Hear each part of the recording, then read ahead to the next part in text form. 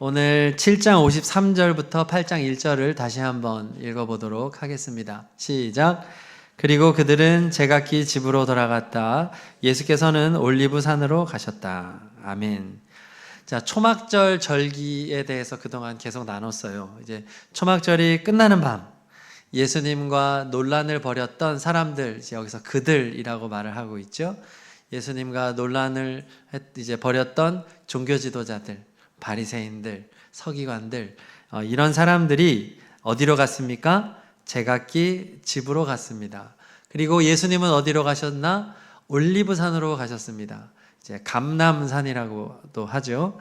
예수님은 이제 감람산에 가셨습니다. 자, 감람산에 뭐가 있었나요? 올리브산에 예수님의 숙소가 있는 게 아니었어요. 거기는 그냥 산이에요. 왜 갔냐? 이것은 예수님의 기도처였기 때문입니다. 누가복음 22장 39절을 다 함께 읽어보겠습니다. 시작. 예수께서 나가시어 늘 하시던 대로 올리브산으로 가시니 제자들도 그를 따라갔다. 예수님은 늘 하시던 대로, 자, 다른 개역개정 같은 데를 보면은 습관을 따라 되어 있습니다. 예수님이 산에 가는 것은 늘상 하는 것이었어요. 습관이었습니다. 밤에도 갔고요, 이른 아침에도 갔습니다. 주님은 시간만 나면, 시간을 내어서 습관적으로 산에 가셨습니다. 기도하기 위해서죠. 그러나 이 예수님과 논란을 벌였던 종교 지도자들은 어디로 갔습니까? 집으로 갔습니다. 그들은 깨어 있을 때에는 마치 대단한 종교인인 것처럼, 신앙인인 것처럼, 하나님을 알고 있는 사람들인 것처럼 행동했지만, 그들은 밤이 되면 다시 세속적인 곳으로, 또 보이지 않는 곳에서는 세속적인 인간으로 살았다라는 의미가 담겨 있는 것이죠. 그러나 예수님은 어떤 분이에요? 주님은 사람들 앞에 있거나 홀로 계실 때나 낮이나 밤이나 언제나 영적인 분이었다는 것입니다. 그리고 예수님이 영적인 분이었다고 하는 것이 지금 무엇으로 증명되고 있습니까? 기도의 자리로 나아가셨다는 겁니다. 거룩하신 하나님의 아들 예수님, 어떻게 보면 가장 기도가 필요 없는 분이 예수님이 아닐까요? 그분은 언제나 하나님의 뜻을 알고 있고 언제나 하나님과 소통하는 분이었어요. 그럼에도 불구하고 굳이 그 어두운 밤, 어떻게 보면 짐승들이 있고 위험할 수 있고 추운 산에 가셔서, 특별히 예수님은 산에 가서 동굴에 많이 가셨습니다. 왜냐하면 너무 춥기 때문에. 동굴은 추위를 피할 수 있는 곳이기 때문에, 자연 동굴은 밖은 추워도 그 안은 상대적으로 온도가 높습니다. 예수님이 즐겨 가시는 그런 기도 동굴이 있으셨던 거예요. 습관을 따라서 말이죠. 그래서 예수님이 우리에게 알려주는 게 뭡니까? 기도로 살아야 된다는 겁니다. 주님은 본을 보여주신 거예요. 여러분들 어떻게 살아가고 있습니까? 바쁘게 살아가고 있죠, 다들. 여러분들, 우리가 이렇게 깨어있을 때는 교회에 나와서 정말 괜찮은 종교인인 것처럼, 신앙인인 것처럼 우리 행동할 수 있습니다. 주일에는 나와서 우리 찬양하고 또 박수치고 말씀 듣고 또 좋은 옷 입고 서로 아주 웃으면서 아주 젠틀하게 행동할 수 있습니다. 나 되게 좋은 사람인 것처럼요. 그러나 혼자 있을 때, 또 아무도 보지 않을 때, 또 교회 밖으로 나가면 진정한 나의 모습이 나오잖아요. 그때 여러분들은 어떻게 살아가고 있습니까? 오늘 예수님은 말씀을 통하여 우리에게 알려주는 거예요. 기도의 자리로 나아가야 된다. 영성의 자리로 나아가야 된다. 영적인 자리로 나아가야 된다. 말하는 겁니다. 예수님이 가장 바쁜 분이잖아요. 그렇죠? 그렇게 바쁘고 피곤하신 주님이 기도해야만 했던 것, 그러면 우리는 어떻게 해야 되겠습니까? 그 어떤 것도 핑계가 될 수 없겠죠. 여러분들, 기도의 자리가 어디 있습니까? 여러분의 기도 동굴은 어디이십니까? 바라기는 그 자리를 회복할 수 있기를 축복합니다. 우리 청년부에서는 공식적으로 금요일 밤 8시에 기도의 시간을 제공하고 있습니다. 일주일에 한 번. 많지 않잖아요. 우리 2층의 모자이크실에서 일주일에 단 한 번입니다. 딱 1시간. 남짓한 시간, 그래도 우리 청년부를 위해서 세팅된 기도의 시간인데 한번 나와 보시기 바랍니다. 여러분, 기도의 자리가 회복될 때 혼자 기도하는 것은 쉽지 않아요. 함께 기도하며 기도의 훈련을 하고 또 말씀과 기도 앞으로 나아가는 시간이 되기를 바라요.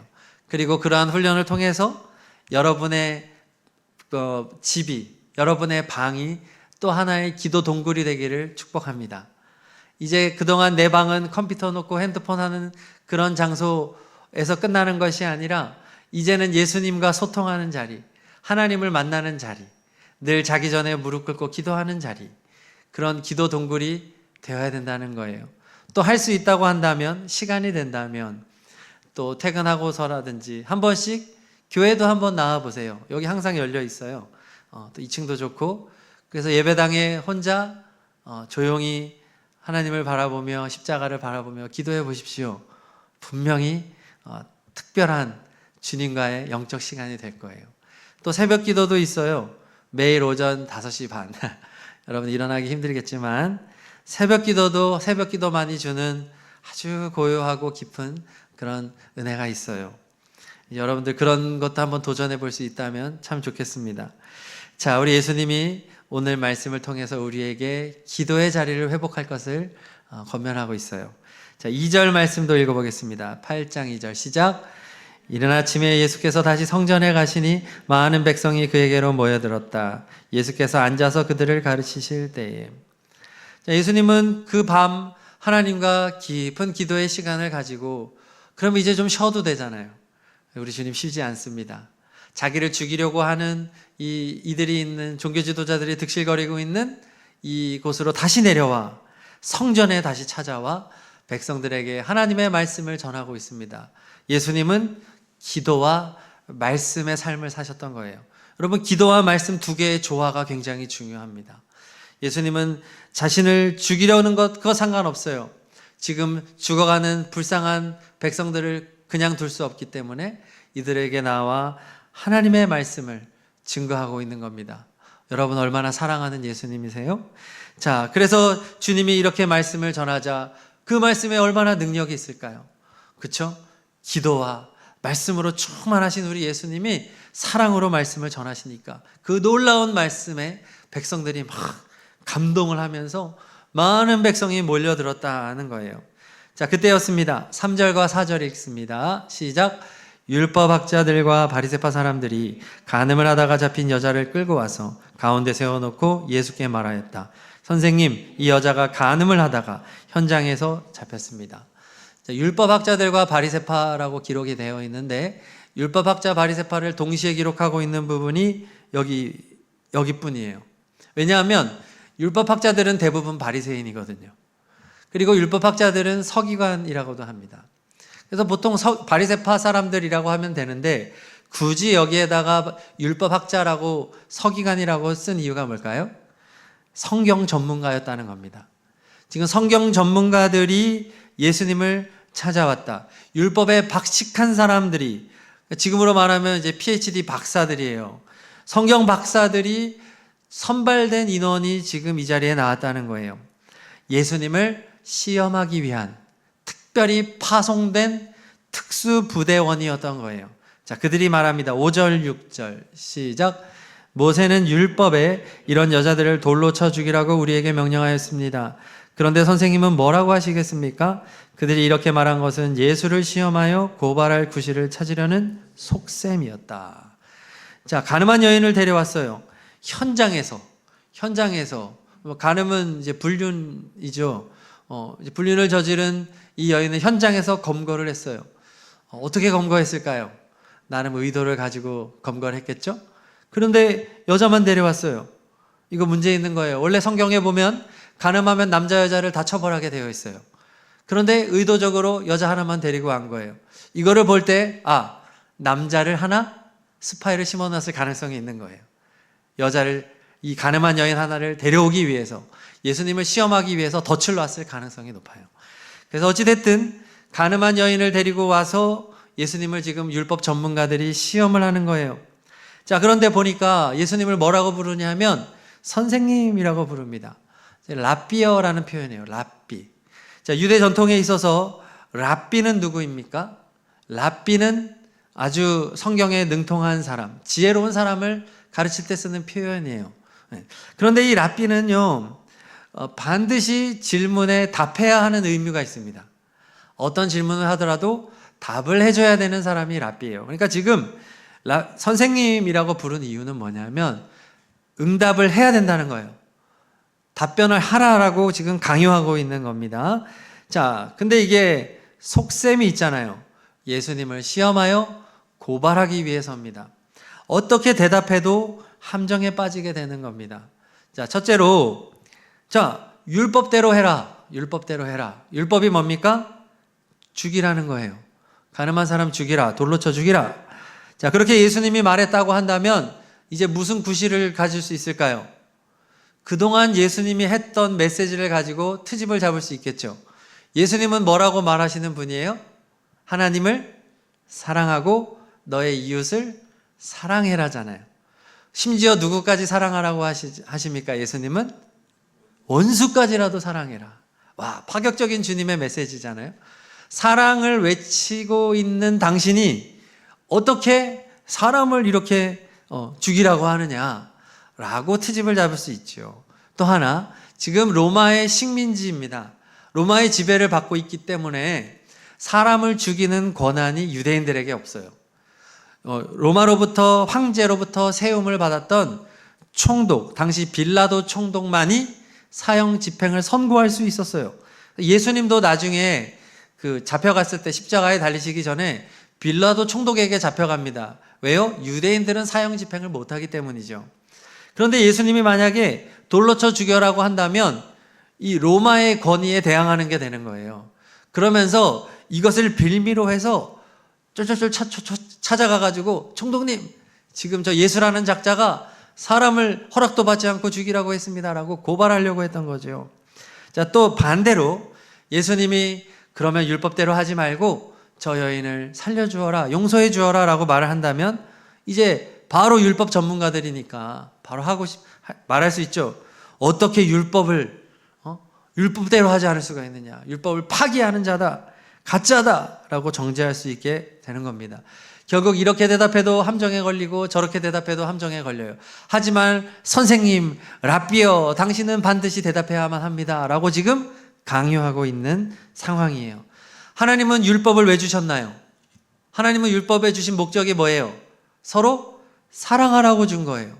그런데 지금 이 율법학자들은 이 율법을 가지고 사랑은커녕 예수를 고발하기 위한 목적으로 악용하고 있는 것입니다. 자, 이런 상황에서 예수님은 어떤 행동을 하십니까? 6절 후반부를 보겠습니다. 시작. 그러나 예수께서는 몸을 굽혀서 손가락으로 땅에 무엇인가를 쓰셨다. 대답을 바로 하지 않아요. 몸을 굽혀 땅에 무엇을 썼다. 왜 그랬을까? 글을 썼나? 그림을 그렸나? 알 수 없어요. 성경이 우리에게 알려주지 않아요. 자, 그런데 이 행동이 주는 분명한 메시지가 있습니다. 지금 이 상황, 이 분위기가 어떤 분위기인지 여러분 한번 상상해 보세요. 지금 가늠한 여인이 있어요. 유대인들이 제일 증오하는 부류의 죄인, 가늠한 사람이 있고요. 그 다음에 이것을 율법으로 정죄할 수 있는 율법 전문가들이 있어요. 그리고 이것을 구경하기 위하여 몰려든 많은 무리가 있는데 이 무리들은 다 함께 분노하고 있어요. 저 죄인, 저 나쁜 년, 불륜을 저지르고 율법을 어긴 저 나쁜 여자. 지금 이 현장은 극도로 흥분되어 있는 상태라는 거예요. 극도로 분노하고 있고 감정을 추스르기 어려운 상태 가운데에서 지금 명령만 떨어지면 모두가 다 돌을 던질 만한 그러한 상황인 거예요. 살인 의도, 그러니까 사람을 죽일 수 있는 그런 감정적 상태라고 하는 거예요. 명분도 충분해요. 율법에 있으니까. 이제 예수님의 오케이만 떨어지면 이제 돌 던지면 되는 그런 살기가 등등한 상태인 거예요. 자, 그때 예수님의 이 행동이 주는 효과가 무엇일까요? 이 조급한 사람들의 마음을 잠시 가라앉힐 수 있는 시간을 벌 수 있는 거죠. 그리고 예수님의 행동을 통해서 뭔가 생각할 수 있는 시간을 주는 겁니다. 왜 저러지? 뭐야? 뭔가, 그리고 이제 무슨 말씀을 하실까 기다리게 되고 이런 시간을 주는 거예요. 여러분 아시다시피 화가 났을 때, 우리 분노할 때 할 수 있는 가장 효과적인 방법이 뭘까요? 많은 방법 중에 화가 났을 때 가능하면 바로 말하지 않는 겁니다. 화가 난 상태에서 말을 하면 하지 말아야 될 말까지 하잖아요. 지금 화가 난 것만 가지고 얘기를 해야 되는데 그 얘기에서 끝나는 게 아니라 그 이전에 있었던 것도 얘기하고 다른 섭섭한 것도 얘기하면서 서로 더 불이 점점 커지는, 그렇죠? 그런 상황이 올 수 있잖아요. 그러니까 화가 났을 때 아주 좋은 것은 뭐냐면 스탑하는 거예요. 잠깐 떨어지는 거예요. 그래서 시간을 버는 거죠. 아니면 한 사람이 그 자리를 피해서 어느 정도의 시간을 가지며 생각을 하고 환기를 하고 좀 정리해서 감정적으로 화난 것은 누그러뜨리고 논리적으로 아니면 정리된 말 정도를 나중에 나누면 훨씬 더 효과적인 대화를 나눌 수 있어요. 여러분들은 이제 다 결혼할 거잖아요. 부부 생활을 할 때 어차피 같은 집에서 사니까 싸울 일들이 생긴단 말이에요. 지금이야 뭐 여러분들 같이 사는 건 아닐 테니까 혹시 동거하는 사람 있으면 하면 안 됩니다. 자, 그럴 때 나중에도 여러분들 부부싸움 나거나 하면 일단 스탑하는 게 지혜로운 거예요. 계속 얘기하자고 하는 사람이 있어. 얘기해. 보통 이제 자매들이 그런 거 좋아하죠. 얘기하자고 자꾸. 근데 지금 화가 난 상황이기 때문에 형제들은 정리할 시간이 좀 필요해요. 그러니까 안건 정도는 얘기하고 잠깐 시간을 두는 게 좋아요. 산책 좀 하고 온다든지. 자, 예수님이 지금 그러한 시간을 벌어주고 있는 거예요. 자, 그런데 이제 7절 봅시다. 7절 보니까 그들이 다그쳐 물어요. 대답을 해주지 않고 지금 빨리 덫에 걸려야 되잖아요. 지금 덫을 딱 설치해 놓고 지금 짐승이 여기서 앞에서 왔다 갔다 하고 있는 거야 지금. 그러니까 빨리 말을 하라고 말이야. 예수님을 지금 재촉하고 있는 거예요. 자, 그랬더니 예수님이 드디어 몸을 일으키셔서 말씀합니다. 자, 노란 글씨 한번 읽어봅니다. 시작. 너희 가운데서 죄가 없는 사람이 먼저 이 여자에게 돌을 던져라. 주님의 답. 자, 분명히 돌을 던져라 라고 말했습니다. 대답했어요. 근데 그 앞에 조건이 있는 거예요. 죄가 없는 사람이. 자, 이 죄 없는 사람이라는 말이 무슨 의미냐 하면은, 죄와는 전혀 상관없는 사람이란 뜻이에요. 그동안, 살면서 죄를 한 번도 짓지 않았고, 또 죄의 욕구가 없고, 그냥 완전한 사람, 흠없는 사람이 있다고 한다면, 돌을 들어서 던져라 라는 주님의 말씀이죠. 그리고 주님은 또 어떻게 하십니까? 8절 읽습니다. 시작. 그리고는 다시 몸을 굽혀서 땅에 무엇인가를 쓰셨다.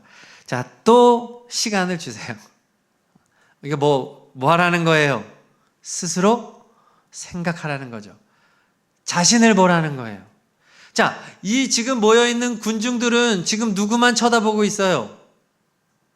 가늠한 여인만 보고 있습니다. 지금 이 여인의 모습은 굉장히 초라한 모습일지 몰라요. 그렇죠? 옷도 막 제대로 못 입고 있는 상황일지도 몰라요. 막 대충 걸쳐 있을지도 몰라요. 머리는 다 엉클어져 있었을지 몰라요. 눈에는 눈물이 하도 흐르고, 그렇죠? 얼굴이 막 퉁퉁 부었을지도 몰라요. 이 죄인인 여인을 향한 분노의 시선, 그렇게 해서 이 여인만 바라보던 이들에게 예수님은 지금 그 시선을 어떻게 바꿔주는 거예요? 죄 없는 사람이 있다면, 그러면 이 시선이 누구에게로 돌아가겠습니까? 나에게로 돌아오는 거예요. 지금 예수님은 거울 효과를 사용하고 있는 겁니다.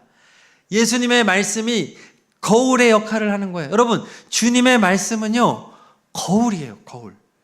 아주 선명한 거울이에요. 그래서 주님의 말씀이 선포되어지는 곳에는 나를 보는 효과가 생겨나요. 성경 말씀은 나를 보여주는 거예요. 자, 이 시선이 바뀌어지게 되면서 주님의 말씀에 이 권위가 있잖아요. 그러면서 사람들이 예수님이 주시는 시간 속에서 자신을 보게 되어지고 어떠한 결과로 이어지느냐? 9절 읽겠습니다. 9절 시작. 이 말씀을 들은 사람들은 나이가 많은 이로부터 시작하여 하나하나 떠나가고 마침내 예수만 남았다. 그 여자는 그대로 서 있었다. 자, 나를 보게 됐더니 내 자신 안에 무엇이 있음을 발견했을까요? 죄 있음을 발견한 거죠. 저 여인이 죄인이다 하고 쳐다보고 이제 죽어야 된다라고 생각했는데 알고 봤더니 내가 죄인이고 내가 죽어야 되는 존재라고 하는 것을 깨닫게 된 거예요. 그랬더니 나의 많은 이로부터 시작하여, 어떻게 보면 나이가 많다는 건 그동안 쌓아온 죄가 많다는 거 아니겠습니까? 그렇잖아요. 그래서 나이 많은 이들로부터 이 스스로 찔림이 작용하게 된 거예요. 말씀의 역사죠. 살아있는 하나님의 말씀. 그래서 우리의 영과 혼과 골수, 즉 우리의 몸과 영혼을 찔러 쪼개는 게 하나님의 말씀이에요. 예수님의 말씀은 수술용 칼이에요. 양날의 검이에요. 그래서 지금 이 자리에 있는 사람들의 영혼을 주님의 말씀이 지금 후벼 판 거예요. 다 가른 거예요. 배를 가른 거예요. 그랬더니 이들 안에 있는 더러운 죄가 막 드러나게 된 거죠. 그랬더니 견딜 수 없는 그런 부끄러움 속에서 하나하나 자리를 떠나고 결국 누구만 남았습니까? 마침내 죄 없으신 예수님만 남은 거죠. 이 자리에 있을 수 있는 분은 예수님밖에 없는 거예요. 다 떠나갑니다. 그리고 차마 그 자리를 떠날 수 없는 죄인인 신분인 이 여인은 그대로 서 있을 수밖에 없죠. 자, 이제 예수님, 죄 없으신 예수님과 이 여인 둘만 남아있는 그 상황이 된 거예요. 여기에 아까 율법학자들과 바리새인들 있습니까? 없습니까? 없어요. 그들은 지금 끝까지 싸워야 되는 거 아니에요? 최소한? 그렇잖아요. 사람들이 무리가 떠나도 그들은 남아서 싸워야 되는데 이게 지금 그들이 없다는 얘기는 뭐예요? 그들 또한 견딜 수 없는 상황이 됐다는 거예요. 그들은 지금 이 자리에 왜 나왔어요? 가늠한 여인 왜 데려왔어요? 예수님을 시험하려는 속셈이었기 때문에. 예수님은 그들의 마음을 스스로 보게 해준 거예요. 하나님의 율법을 이용해 먹은 나쁜 죄인이라는 것을 스스로 발견하게 된 거예요. 그랬더니 이 율법학자들이 견딜 수 없는 부끄러움 속에서 지금 싸울 수 없는 거예요. 도저히 싸울 수 없기 때문에 그들마저도 다 도망가 버린 상태가 된 겁니다. 여러분, 오늘 말씀이 우리에게 주는 메시지 분명해요. 신앙은, 자, 우리 화면 좀 띄워주세요. 자, 우리 다 같이 한번 읽어볼까요? 시작. 신앙은 다른 사람의 죄를 보는 눈은 어두워지고 나의 죄를 보는 영안이 열리는 것입니다. 영안, 영적인 눈이라고 보시면 되죠. 자, 우리는 어떻게 살아가요? 남을 보고 살아요. 그렇죠? 거울을 보지 않는 이상 나를 보기 힘들어요. 저도 지금 저는 안 보이고 여러분만 보여요. 그게 인간이에요. 그러니까 우리는 자꾸 다른 사람의 죄는 보여요. 우리 세상 비난하고 비판하고 원망하고 하는 거 쉬워요. 여러분 기사를 보세요. 기사 보면요, 다 다른 사람에 대한 얘기 아니에요? 기자들이 하는 얘기가 그거지 뭐. 지금 이 나라에서 제일 욕먹는 사람 누구예요? 있죠? 지금 사회 문제들, 왜 욕먹어요? 그것을 담당한 지도자들, 그쵸? 책임자들. 우리는 세상을 보면서 막 비난해요. 이렇게 만든 나쁜 놈들이라고 말해요. 욕해요. 자, 이거 인간이라면 다 할 수 있는 거예요. 다. 그런데 우리에게 정말 필요한 건 뭐예요? 남을 보는 눈이 아니에요. 나를 보는 눈이 필요하다는 거예요. 예수님은 오늘 그것을 우리에게 말해주는 거예요. 죄로 가득 찬 세상을 보면서 돌 던질 준비를 하고 있는 우리를 보게 해주시는 거예요. 주님의 말씀은 거울이라고요.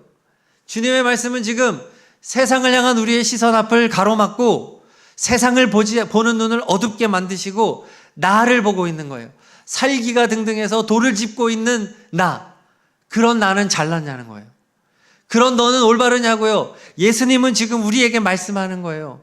너는 비난할 자격 있어? 너는 그런 말할 사람이야? 너 정말 죄 없는 사람이야? 그래, 너가 죄가 없다면 돌을 던져라. 너가 정말로 떳떳하다면 돌을 던져라. 그러나 떳떳하지 않다면 너는 던질 자격이 없어. 라고 주님은 말하는 것이죠. 자, 주님은 오늘도 말씀을 통해 우리에게 역사하시는 거예요. 나를 보기엔 내가 내 인생의 주인 된 것을 보라는 거예요. 너 네 인생 네 거라고 생각하잖아. 내가 너의 인생의 주인인데 너는 네가 네 인생의 주인이라고 생각해서 네 마음대로 살잖아. 내가 너에게 준 시간, 내가 너에게 준 건강, 내가 너에게 준 지식, 내가 너에게 준 모든 것들을 너는 너를 위해서 쓰고 있잖아. 너가 주인이야. 너 안에 있는 탐욕을 봐. 너 안에 있는 욕심을 봐. 저 가늠한 여인, 나쁜 여인이라고 말하지만 네 마음속에 있는 음란한 생각들 난 다 알고 있어. 너도 알고 있잖아. 그러면서 주님은 우리를 보게 하면서 우리가 이웃을 사랑하지 못한다는 걸 깨닫게 해요. 그게 율법의 기능이에요. 사랑하라고 준 게 율법이란 말이에요. 사랑하라고 줬는데 지금 돌을 들고 있는 거예요. 그게 우리라는 거죠. 여러분, 청년의 때 여러분의 인생의 방향과 목표와 비전이 뭐가 돼야 됩니까? 사랑이 돼야 되는 거죠. 하나님을 사랑하고 이웃을 사랑하는 것이 우리의 목표가 돼야 됩니다. 어느 직업을 갖느냐는 중요하지 않아요. 여러분들의 인생의 목표는 사랑입니다. 그런데 우리는 사랑으로 살지 못하고 있으니까 그러한 나를 깨달으라고 우리 주님은 오늘 말씀하고 있고, 또 우리가 사랑할 수 있는 유일한 힘은 예수님께로부터 온다는 거예요. 지금 이제 다음 주는 제가 말씀 안 전하니까 2주 후에 살펴보게 되겠지만, 이제 이 예수님은 이 여인에게 넘치는 사랑을 주실 거 아니에요. 그렇죠? 주님은 사랑을 주기 위해 이 자리에 계시잖아요. 그 자리에. 그 주님을 만나면 사랑하며 살 수밖에 없게 되는 거예요. 오늘 우리 예수님 말씀하세요. 너희 가운데 죄 없는 사람이 먼저 이 여인에게 돌을 던져라. 자, 이 말씀이 나에게 주는 말씀이 되기를 소망합니다. 자, 근데 여기서 주의사항이 있죠. 자, 잘못하면 죄를 용인하라는 식으로 해석할 수 있어요. 그게 아니에요. 예수님의 말씀 속에 결론은 뭐예요? 돌을 던지는 게 맞다는 거예요. 이 여인은 돌에 맞아 죽을 죄를 분명하게 저질렀다는 거예요. 그 분명한 죄는 알려주시는 거죠. 우리도 마찬가지. 이 여인을 정죄하고 있는 사람들도 다 돌에 맞아 죽을 죄인이다라는 것을 주님은 말하여 주는 겁니다.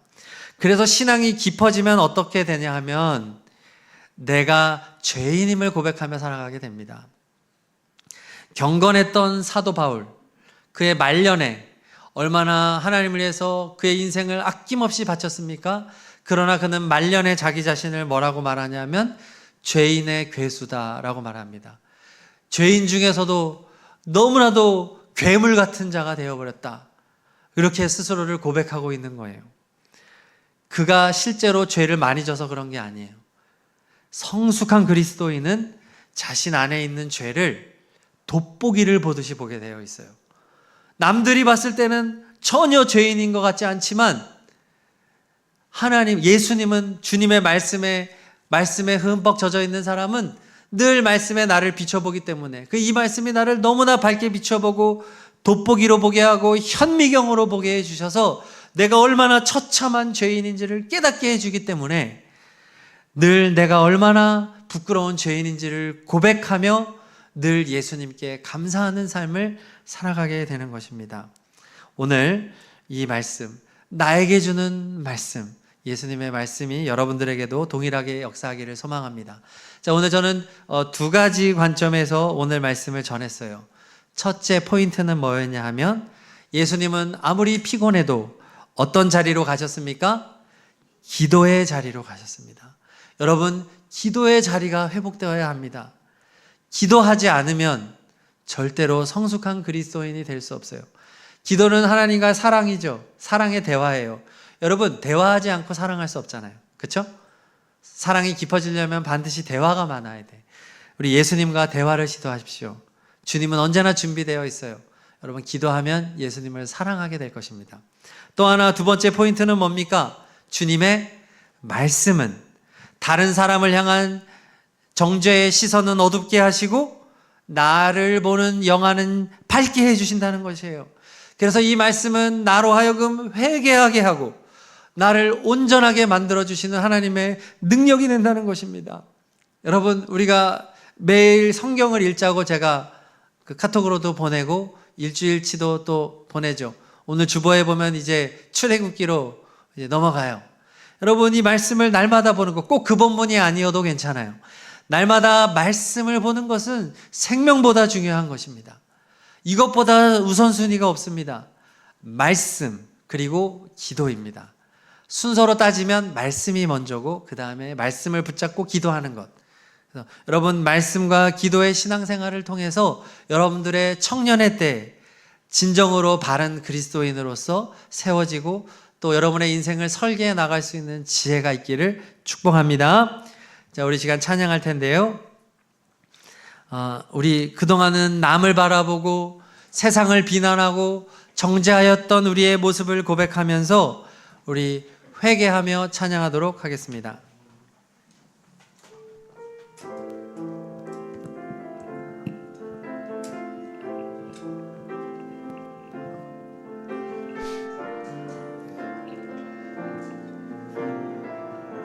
보소서 주님, 보소서 주님, 나의 마음을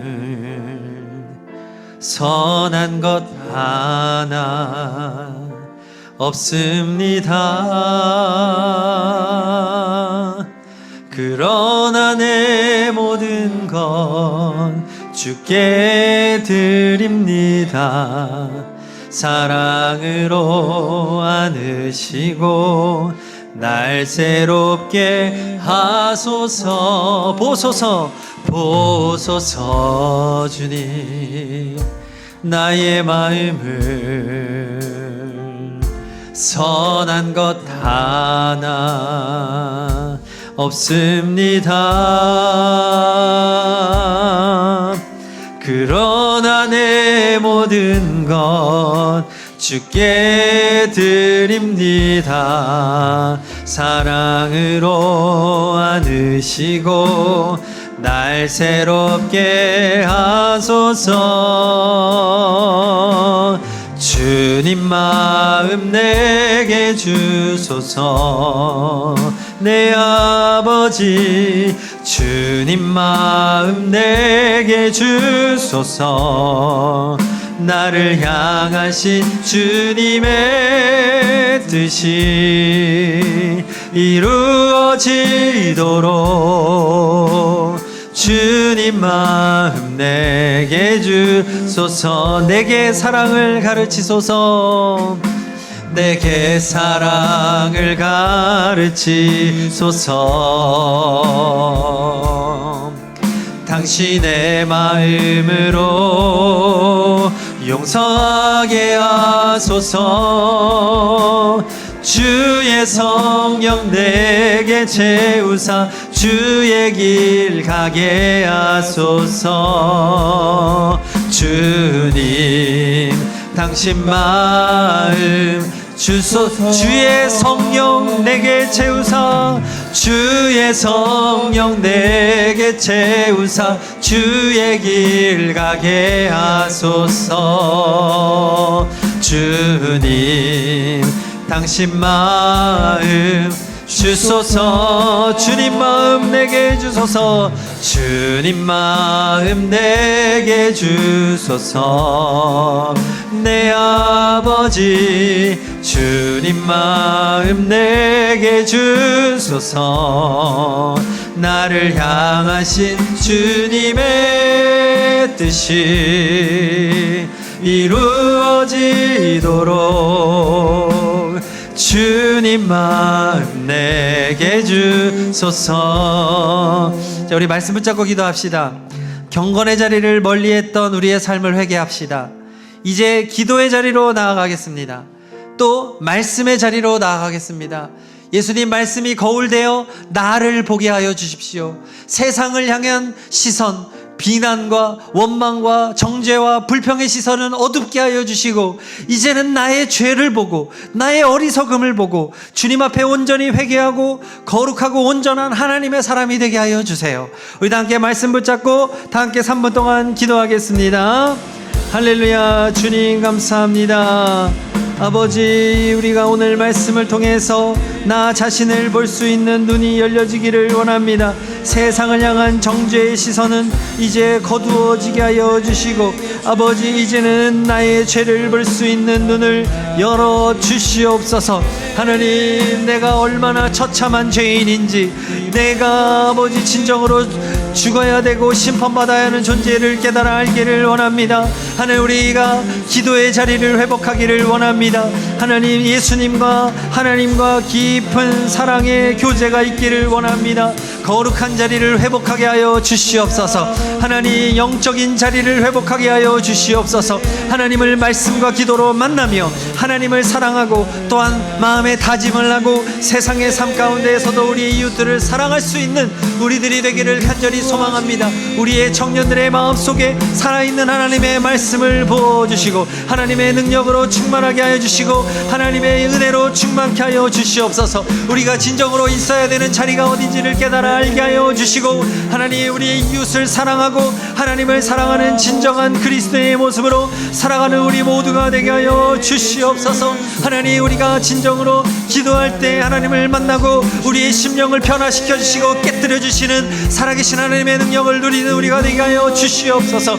하나님, 우리의 청년들 가운데 이 시간 임재하여 주시기를 원합니다. 성령으로 임재하여 주시옵소서. 성령님 말씀하여 주시옵소서. 성령님 나를 보게 하여 주시옵소서. 성령님 말씀이 살아있어서 우리의 몸과 영혼을 찔러 쪼개며 아버지 관통하며 우리가 심판받을 죄인임을 깨달아 회개하고 구원받는 역사가 있게 하여 주시옵소서. 하나님, 우리가 이제는 주님 앞에 부르짖어 기도하고 주님 앞에 나와 나 자신을 돌아보며 진정한 겸손, 진정한 사랑, 진정한 은혜의 삶을 살아가는 우리들이 되기를 간절히 소망하나이다. 하나님 아버지, 역사하여 주시옵소서. 하나님, 우리를 붙들어 주시옵소서. 아버지 하나님, 우리가 진정으로 하나님이 보시기에 합당한 거룩한 그리스도인, 거룩한 청년으로 다시금 거듭나기를 원합니다. 아버지 하나님, 우리를 붙들어 주시옵소서. 말씀 앞으로 나아가는 우리가 되기를 원하옵나이다. 하나님, 우리의 힘과 노력으로는 아무것도 할 수 없사오니 오직 예수 그리스도의 은혜, 성령님의 임재하시로 말미암아